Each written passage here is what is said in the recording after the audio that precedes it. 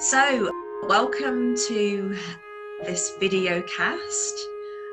To those who are new to these videocasts from the heart, my name is Louise Livingstone, and I'm the founder of the Heart Sense Research Institute.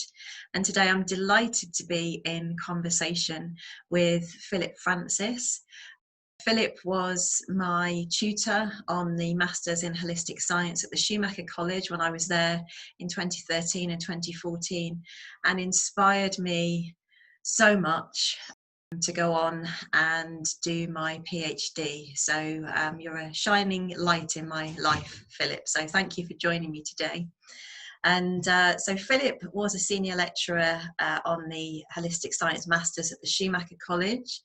He holds a mathematics degree from Oxford University and a Master's in Holistic Science from Schumacher College. He is the founding editor of the Holistic Science Journal, works with participatory methods of education, and applies holistic thinking to water and landscape restoration, particularly in relation to the flow partnership. He is always open to new meanings in life, and his excellent book, Time, Light and the Dice of Creation Through Paradox in Physics to a New Order, is here, and I would highly recommend you grabbing a copy. It's published by Floris Books, and we were going to start, Philip, weren't we, with a wonderful paragraph which I'm going to read out from page 57 of the book as a jumping off place, as this videocast is from the heart, what's arising from your heart right now. So let's just read this quote. What changes the way we turn the key is our commitment to how we see the world. The question we ask the world is going to decide if we see things in relation to their parts or the sole essence of potentials relating to themselves. And it's such an inspirational quote, and there's so much to say, but in relation to that, Philip, what's arising in your heart right now? Well, first, I'm really pleased with this platform and this opportunity to talk from the heart, and not to talk from the heart as some kind of peripheral activity to a scientific age, but to have an opportunity to really take the heart seriously and what it's saying and what it's able to communicate, because we're living very much in an age of the intellect and thought, and we've kind of lost a balance in which you need these two ways of seeing. You need to turn the key in two ways as to whether you're trying to stop something and analyze it, or whether you're trying to reach to the living essence of something. And my whole journey that's written through the book, and which I was teaching at Holistic Science when Louise was studying there, was how do we get back to seeing science in a holistic way, in a way that's balanced, in which the heart is present, but reason is also present. And this was it seemed when I began this journey like it would be quite a simple journey, that, okay, science is focused very much on a thought perspective, but surely it would be possible to gently expand that horizon and include something of the heart alongside. And yet, when you go back to the beginnings of science, especially like reading Descartes in the 16th century, you find that that the origins of science kind of dictated what it would later become. Because if you read Descartes' on method, then he begins the book talking about Galileo, and how Galileo had recently been brought before the Inquisition to recant something that he was talking about, how a body falls from the Tower of Pisa, or how the sun might be seen as the center of the solar system. And Descartes was terrified that in writing a book of philosophy or science, he would be brought back to stand before the Inquisition.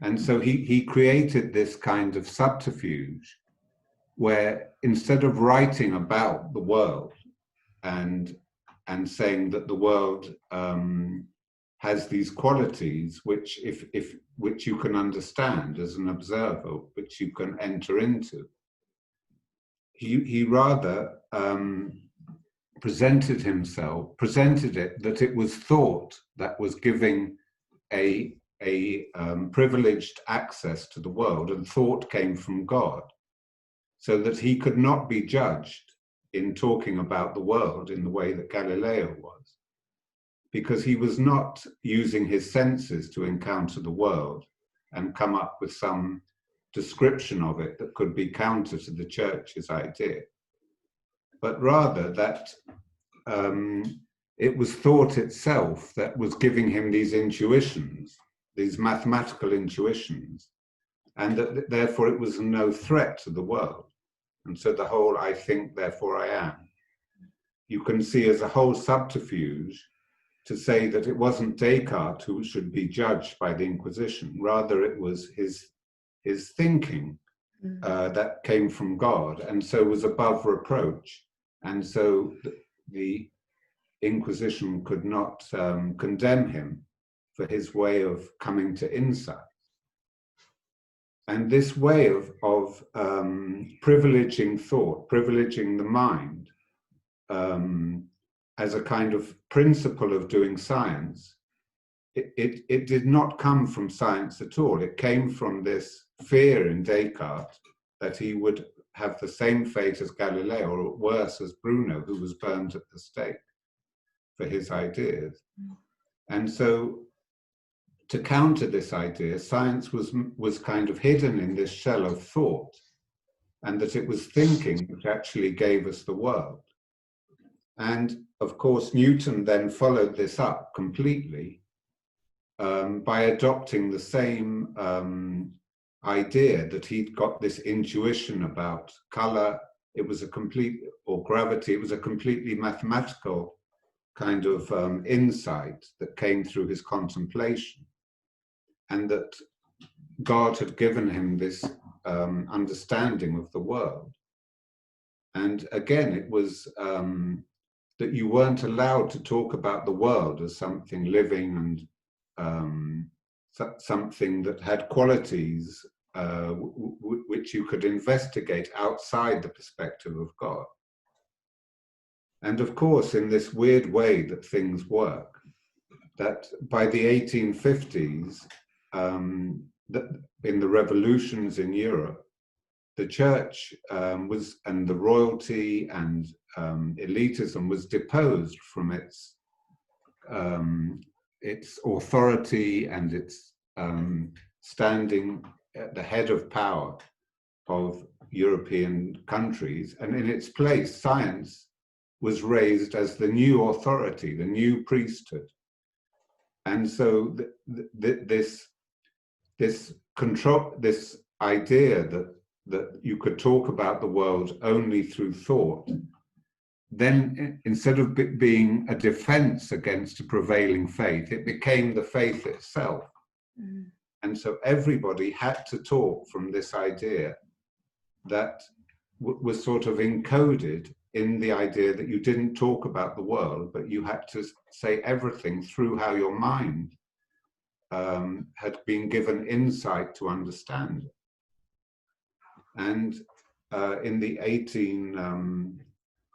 so that was the 1850s. And then in the 1900s, there came phenomenology, and there came a huge crisis in humankind when it realized that if you actually sat down and thought about it, reason could not on its own tell you about life. So there were these huge crises when physics understood that the observer played a role in physics. There was Jung and Freud talking about the depths that were beneath reason and beneath consciousness, or above consciousness, depending which way you were looking at it. There was the whole phenomenology movement which was saying, let's go back to the phenomena. But even it was incredible that you went back to the phenomena, and then that movement was called a philosophy. It was not that the phenomena were science, and that our movement into thought was something completely separate. So man had this crisis in the beginning of the 20th century where he was committed only to look at things through thought, and yet thought was telling him that reason could not give you a whole view of life. So there was Gödel's incompleteness theorem that said, no, there's always a limit on what any mathematical system can say about the world. There's always something that it will leave out, even at a most basic propositional level. And this kind of brought on this crisis, which was, it was a kind of despair, because you couldn't step out of the mind in order to approach this from another dimension, which would allow you to resolve it, or see a way beyond the idea that thought was the only arbiter. You only understood something by breaking it down into smaller elements. And so this then led to a kind of age of moral despair, and we're kind of still at the edge of that.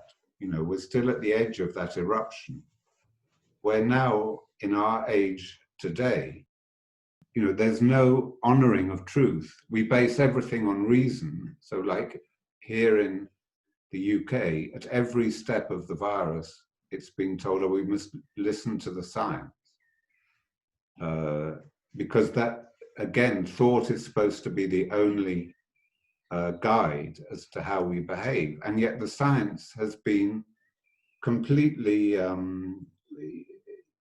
it's not been looking at the phenomena. It's just been a select group of people that's quite imbalanced and not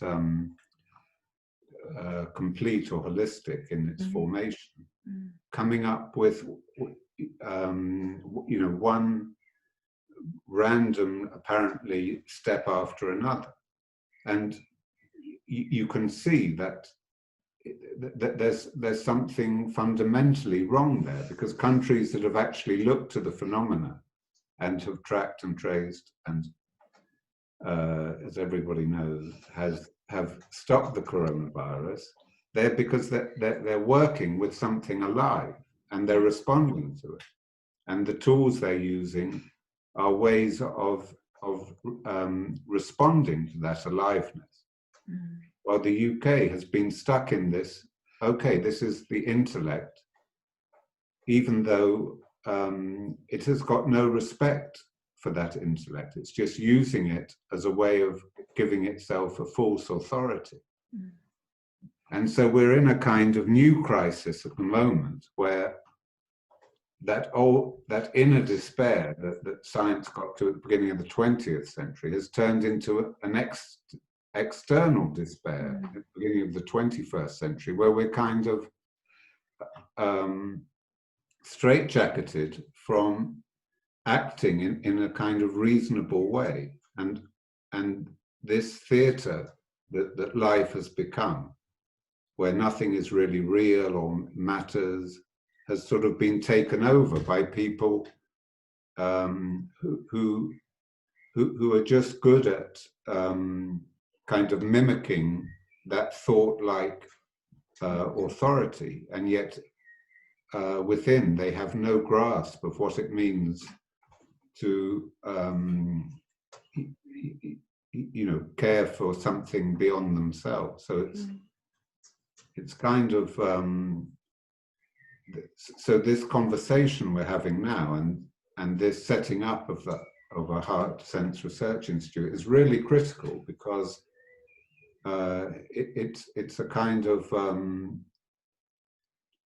it's a real blind point within our society, that because of the origins of how science came out of the church and then took over the church's position,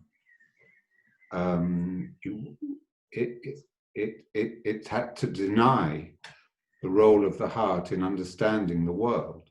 Yeah. Hmm. Thank you, Philip. Gosh, that's an incredible journey through our own history, and you know, there's so many things to kind of pick up on there, really. But I guess the thing that's arising for me from my own heart right now is a sense of, you know, yes, all the things that you're saying, where, you know, we can have sort of these different ways of knowing that are available to us, but actually one is championed and set as a dominant narrative over and above, you know, the experiential living inquiry that needs to take place alongside the discursive intellect. You know, that's the kind of place where we find ourselves now, and this is why I feel we're these conversations are really important, not only to understand our history, but also to kind of grapple with these ways of being, coming into being in the world, and understanding ourselves as part of a wider web of life, and grappling with these difficult questions, because for centuries we haven't been able to. And if I think about my own journey, you know, my own heart crying out to me through symptoms, I think you said like an existential crisis, that things are sort of appearing in the outer world. And definitely I can resonate with that, because through my own experience of being and having such an anorexic view of life, and not being able to sort of functioning in a dead world that I knew intuitively in my own experience was alive, you know, my own heart had to reach out and talk to me, and that was my own call to back to a different way of knowing that every single human being has access to, but we're not given permission in our world to sort of access this living inquiry, this way of being in the world. And so I guess that's why I've done the work that I have, to sort of try and learn a different way of speaking and being in the world. And it's for us now, where we are, that's really tough, and I get quite saddened by that, but also very excited that we're now able to have these conversations. Yeah, because I think the heart, because I think your journey is quite a remarkable one, in that it was the heart that told you to follow this path. You weren't doing it as an intellectual researcher, trying to extend a body of knowledge. Your heart was telling you that it needed this platform to speak for itself, not to give it a kind of window in the shop front of the mind. Yeah. And the heart has a completely different. It's able to move with the dynamic of life. Yeah. It doesn't have to stop and kill life in a way in order to analyze and understand it as something that's happened. Yeah. And that's the most important part of, you know, the sort of work that I'm trying to do, and I think the work that you're trying to do, which is if we are moving into these kinds of conversations, and we are giving a platform for the heart, or this idea of experience or feelings, or, you know, the dynamic quality of life to speak through us, then what we need to do is approach that through as an authentic way as possible. And what that means is that we can get caught in a hall of mirrors, to use Ian McGilchrist's terms, or to use Henry Bortoff terms. We can sort of look at that downstream in an inauthentic way, or we can move upstream towards a more authentic, expansive way.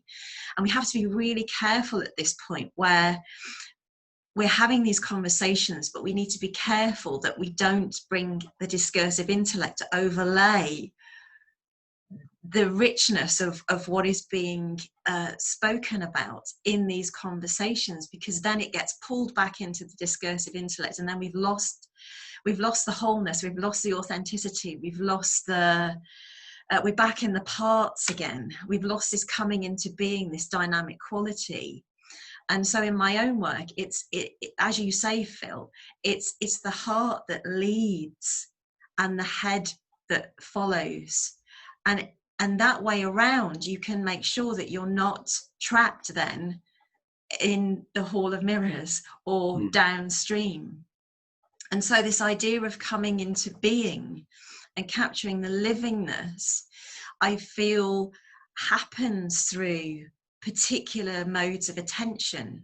And going back to the quote that I read out at the beginning, it's our commitment, isn't it, to those two modes of attention that we know that we have, and being aware as to how they are manifesting in how we act in the world, because there's always the danger of falling back downstream, back into the part. And I suppose I wanted to pick up on that with you, really, Philip, in your own work, or in your what's arising for you now. How do we stay in that, I think you call it coming into being, in that authentic place? What do we do to not kind of fall back into this difficult trap? No, it's a great question. I'm glad you brought in Henry and the counterfeit and authentic, because that says that is what Henry was meaning, that the mind, it identifies parts, that's what it does. And so it sort of builds a castle of parts, but there's nothing holding it together. You can see it everywhere in our society, like in England, all these compartments or departments that are supposed to deal with the crisis acting independently, and that nobody's actually overseeing the whole. The result is a complete logistic dysfunction, even though you're apparently, they would probably say, oh, well, we are working holistically, but that's a counterfeit whole, because there is no, you need the heart in there to hold together the parts. So as you said, if you start with the heart, then your first movement is to the phenomena itself.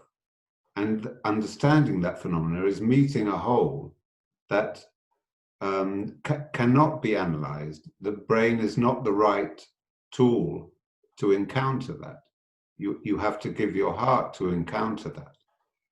And once you've encountered that, then the mind can come in and understand that there is a structure, that there is a form that you can perceive within that whole. And that, for Henry, was the authentic whole.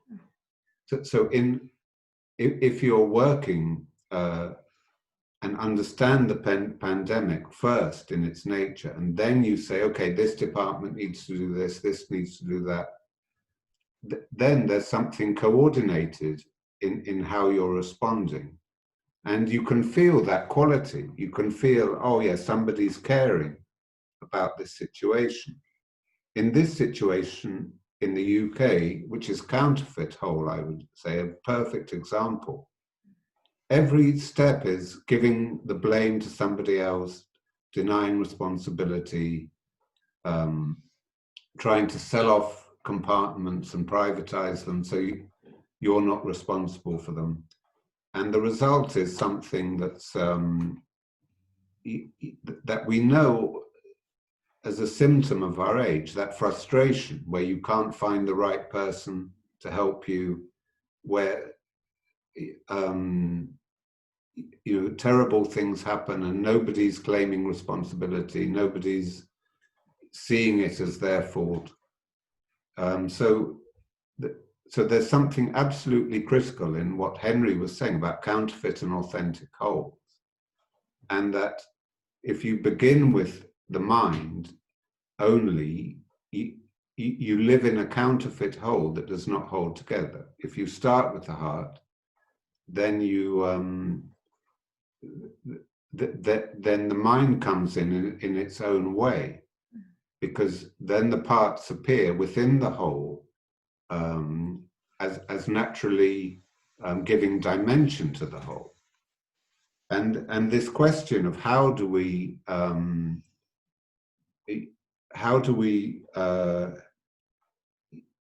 give the heart that space in order to encounter the world wholly is a really relevant question at the moment, because many of us feel that because this whole machinery of materialism has been stopped unbelievably by the virus in the last 2 months, that there has been space for our hearts to question ourselves and to make room for, is this the only reality that's available to us? This rushing to work and trying to keep together a system that's got no overall moral or ethic or value. And so this questioning of where we are is no longer trying to change the system by bringing in new ways of looking or new understandings of evolution or the planet. It's become a heart question that we need to encounter the whole newly. And that the inspiration that gave us Renaissance Europe and science has kind of run out. It's kind of fragmented because it's no longer being addressed in an authentic way. It's being abused and taken for personal or groups or companies or political parties' profit. And so we really need this renewal, which has had this weird space being opened up for it because of the coronavirus locking down the materialistic world. And our job is to go back to the heart in order to reconnect with what is that wholeness, what is that quality that we're all seeking, that's no longer being served by the parts that we've created to represent and to express humanity, if you like, to express our social system, our science. And so it really is a kind of new challenge we're in, where the heart it's no longer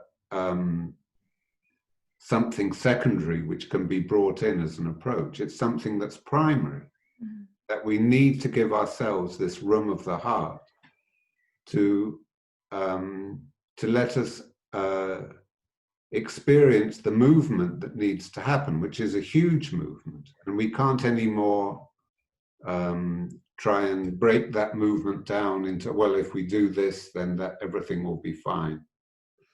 So this is the challenge we've got, and I think we're not used to this challenge, and there's a whole struggle in us how to allow that movement in ourselves into something new, and it's the heart that can kind of take us there. Yeah, absolutely, Phil. Yeah, I agree with everything that you say,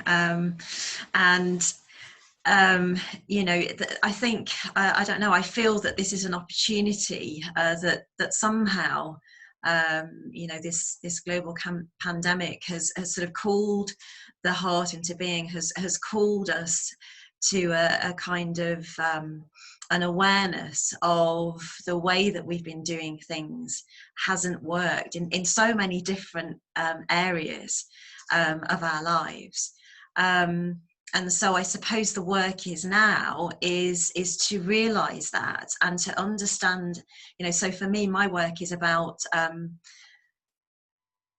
giving people permission to see through, you know, the beautiful way that you've described our contemporary history and how our thought has evolved since the scientific enlightenment.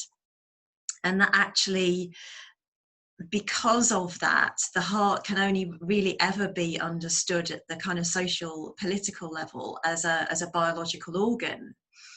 So whenever, previously, so 3 years ago when I started this research journey, I would talk to people about the heart and they would say, oh, what are you talking about? You mean the sentimental heart or the biological pump?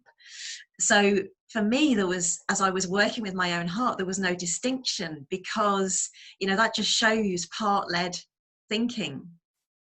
But when you start from the more expansive point of view, from the heart itself, and actually take on board the heart through every single way that it's known, symbolically, as a benevolent organ, as a biological pump, it's possible then to sort of access, if you will, a sort of a deeper intelligence to this organ that also thinks, and there is clearly evidence within the scientific community now that there is a direct link between the mind and the heart, that there's communication and dialogue that happens, and that the head, the heart and the gut as well are all centers of intelligence that feed back constantly as part of our whole body, that help us to be organs of perception in the world, to use Craig Holdridge terms. And so I suppose what I'm trying to say now is that now there's an opportunity really for us to move upstream into the heart, to go back to understanding that yes, it's a physical organ, but there's a permission there to also say, what qualities of the heart could we bring forth into our world, because that is a genuine part of the heart, and actually it should be valued at the level at which political and political decisions are made.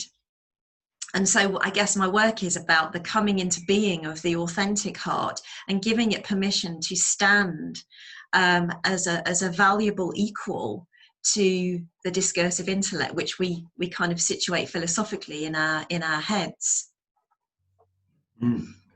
Yeah, because I think that like as an example,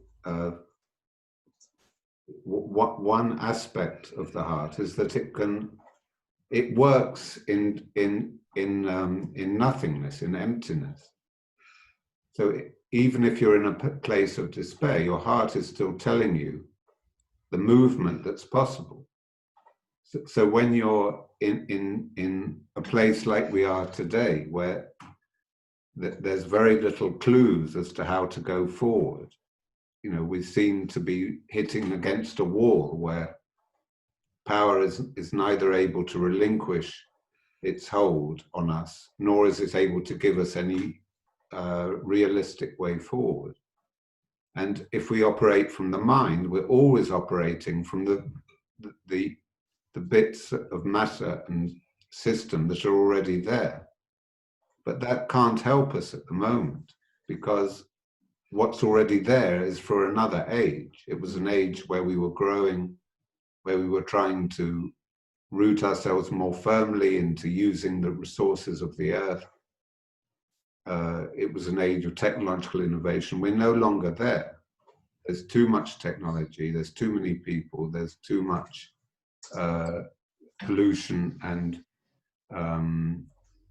we need to go somewhere else. And the heart is able to say, okay, let's be in that despair, let's be in that in that darkness that we don't know at this point how to go forward, and that the heart is telling us about movement. It's telling us about that this kind of dead end we're in is not. It's only a dead end because we're looking at it from our mind. If we approach it from our heart, we see there's plenty of potential that's feeding into where we are now. There's the whole journey of science. There's all we've achieved in democracy. There's this huge understanding about the world that's present. If we could relate to it through the heart, if we could give it a whole new form. And so this is the kind of the humility that's needed, not to think we boss the world because of what we've done, but to be able to see where we are from a whole new perspective, and from that to allow something new to be born. Yeah, absolutely. I think it also here it's important to acknowledge that there are sort of many religious traditions that actually consider the heart in the way that we've been talking about. So the Buddhist heart mind, the Sufist sort of idea of polishing the heart, also Eastern Orthodoxy and their sort of relationship with the heart, and also certain practices in Christianity. And they're extremely valuable and have deep contemplative practices which suggest that the heart and the mind work together. Mm. Yeah, I mean, how you say that, there's something that all religions are expressing, that you do not have to build the world from parts up. There is also this kind of revelation, or this point where you can share something that isn't yet born, as a kind of guiding, as a guiding light, as to how a system creates itself. So instead of feeling that, this whole narrative that evolution happened and then consciousness happened in humans only, and then science happened because we had thought and language, that whole narrative is a kind of eclipsing another way that nature and form develops. So you can't understand with that narrative where we are. It's clear that humans are not special.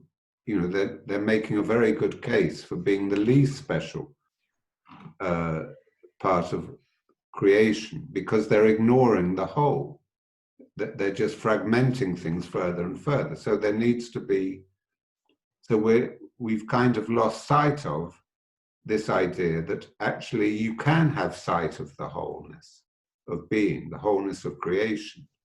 And that is what sparks a religious development, that insight comes anew, and somebody is able to speak about it fluently enough to be able to share it. And once you share that vision of wholeness, of what's possible, it's then that this emergent creative production of forms of being happen.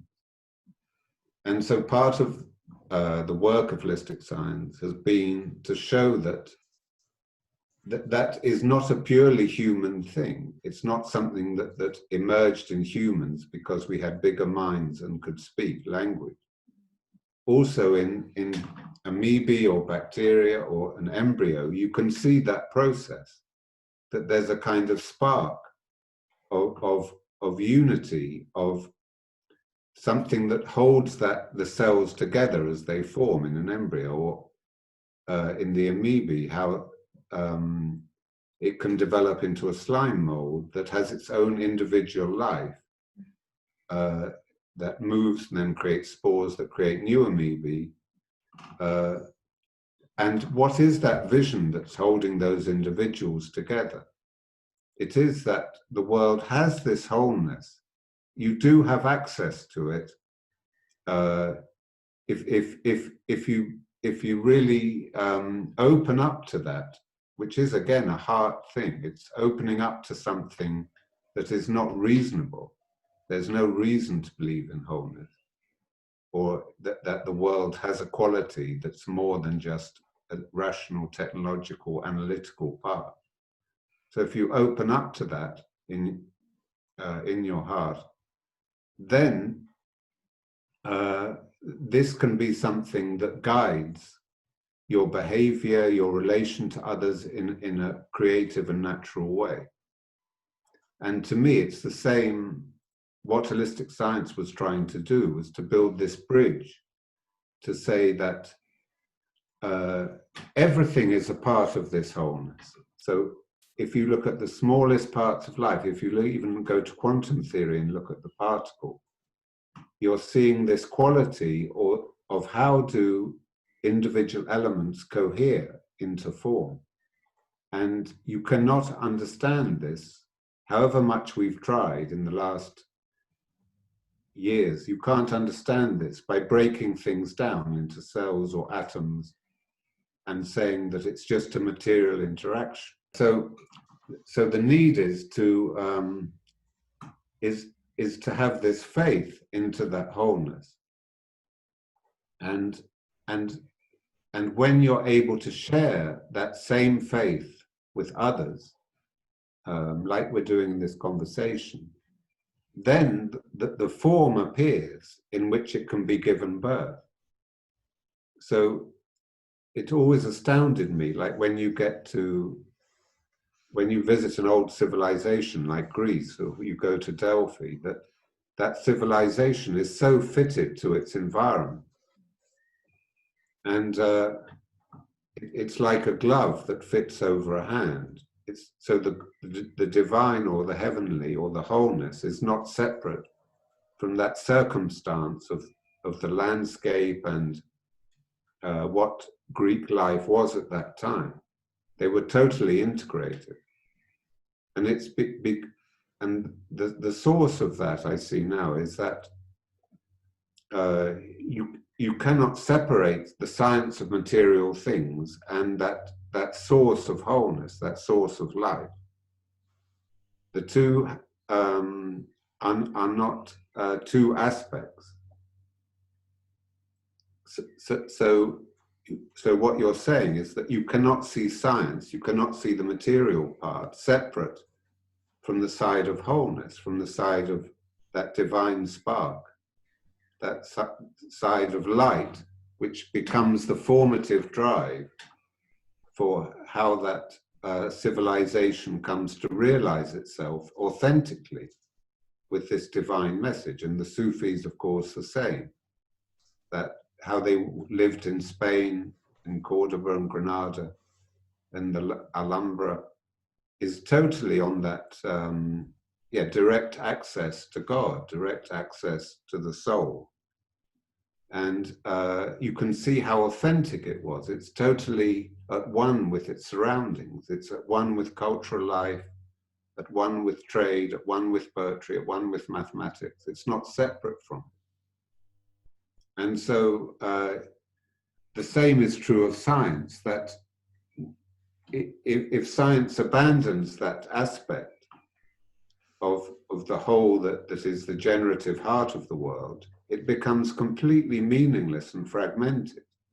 You pick up any article in a journal and probably you won't understand half the words in the abstract, because if you're not relating to a whole, you just continually create words to describe more and more parts. There's nothing holding it together.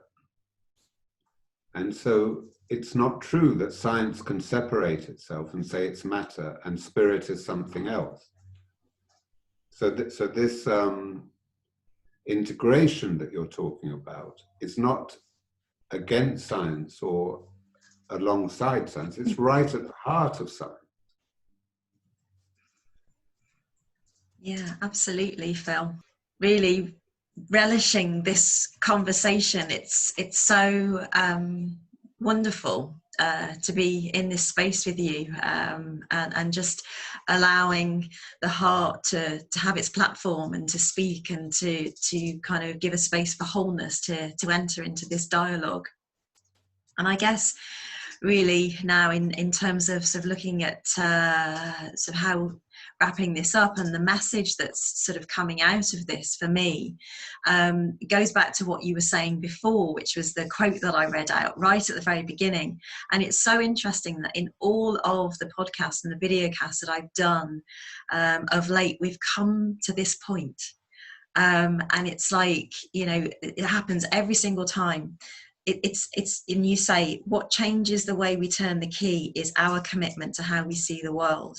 The question we ask the world is going to decide if we see things in relation to their parts or the sole essence of potentials relating to themselves.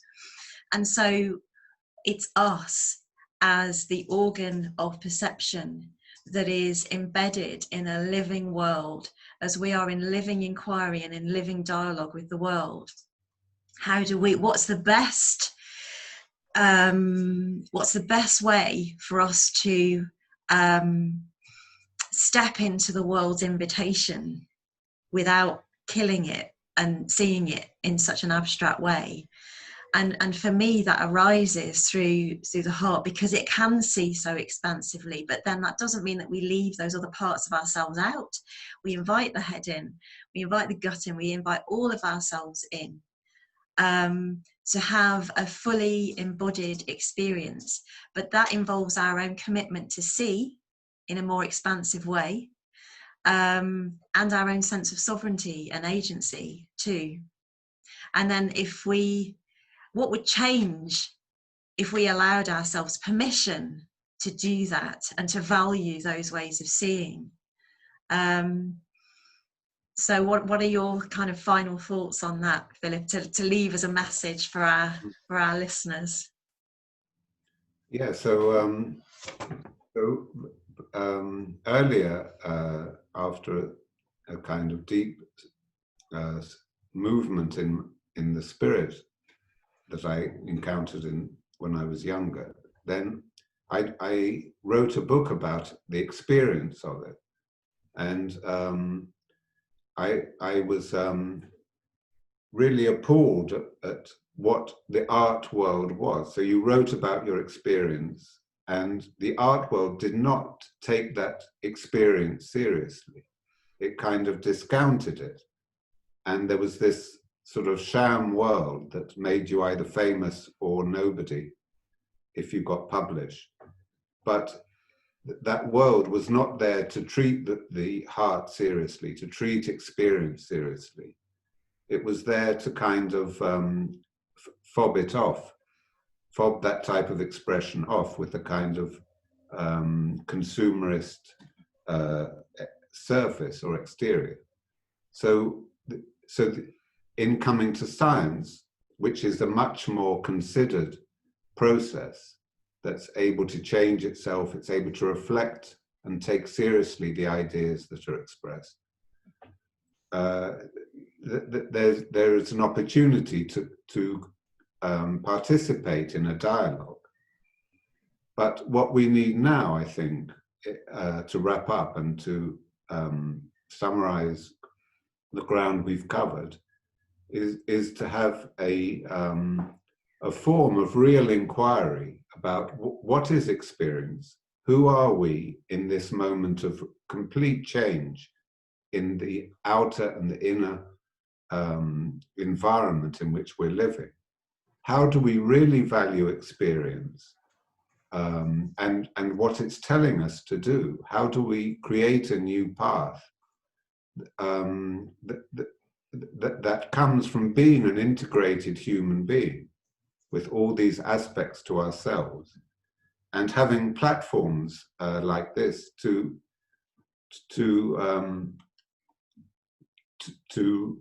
respect and empower all aspects of ourselves, and to allow the heart to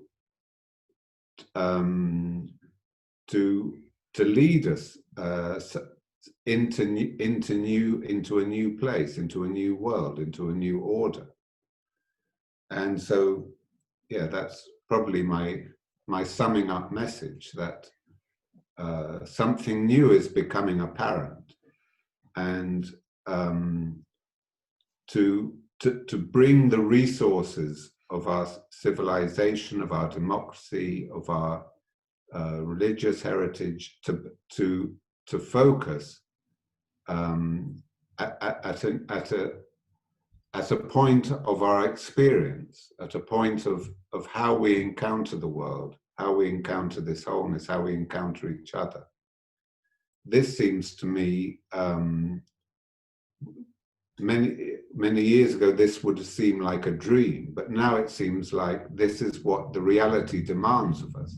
We have to make this step. We have to listen to the heart. We have to make this jump. And we have to be serious about valuing those aspects that enable us to make this jump and this leap and this step.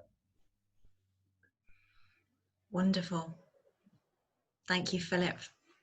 It's Thank been a pleasure and a real privilege. Thank you so much for making the time to join me today.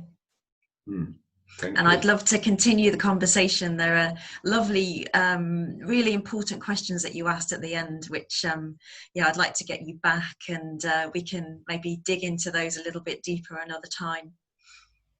Thank you very much, Louise. Well done for this platform. Thank you, Philip, and thank you for all the work that you're doing. And there will be links to Philip's profile, which I will put at the bottom of this video. Look forward to seeing you again soon, Philip. Thank you so much. Okay, bye-bye. Take care, bye-bye. Thank you so much for joining us today. If you have any comments, you can add your thoughts below.